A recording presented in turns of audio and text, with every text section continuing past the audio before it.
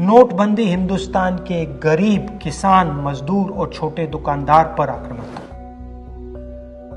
नोटबंदी हिंदुस्तान की असंगठित अर्थव्यवस्था पर आक्रमण था। 8 नवंबर 8 बजे 2016 प्रधानमंत्री जी ने नोटबंदी का निर्णय लिया।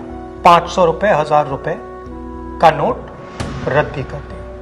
पूरा हिंदुस्तान बैंक के सामने जाके खड़ा हुआ। आपने अपना पैसा, अपनी आमदनी बैंक के अंदर डाली। पहला सवाल, काला धन मिटा? नहीं। दूसरा सवाल, हिंदुस्तान की गरीब जनता को नोटबंदी से क्या फायदा मिला? जवाब, कुछ नहीं।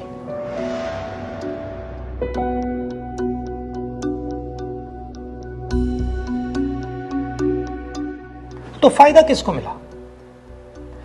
फायदा हिंदुस्तान के सबसे बड़े अरबपतियों को मिला। कैसे?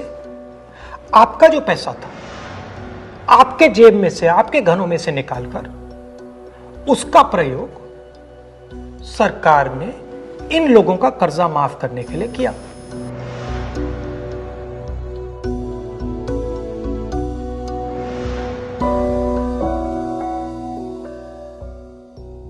मगर वो सिर्फ एक लक्ष्य था।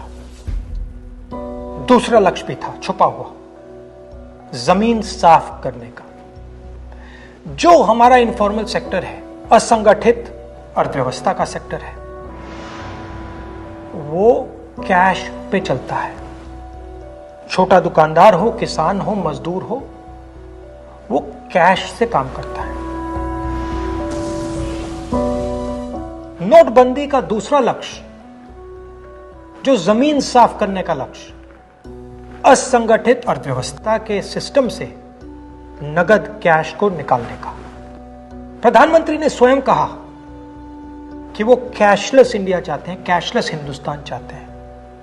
अगर कैशलेस हिंदुस्तान होगा तो असंगठित अर्थव्यवस्था तो खत्म हो जाएगी। नुकसान किसको हुआ? किसानों को, मजदूरों को, छोटे दुकानदारों को, स्मॉल एंड मीडियम बिजनेस वालों को, जो कैश का प्रयोग करते हैं, जो बिना कैश जी ही नहीं सकते। नोटबंदी हिंदुस्तान के गरीब, किसान, मजदूर और छोटे दुकानदार पर आक्रमण था। नोटबंदी हिंदुस्तान की असंगठित अर्थव्यवस्था पर आक्रमण था। और हमें इस आक्रमण को पहचानना पड़ेगा और पूरे देश को मिलकर इसके खिलाफ लड़ना पड़ेगा।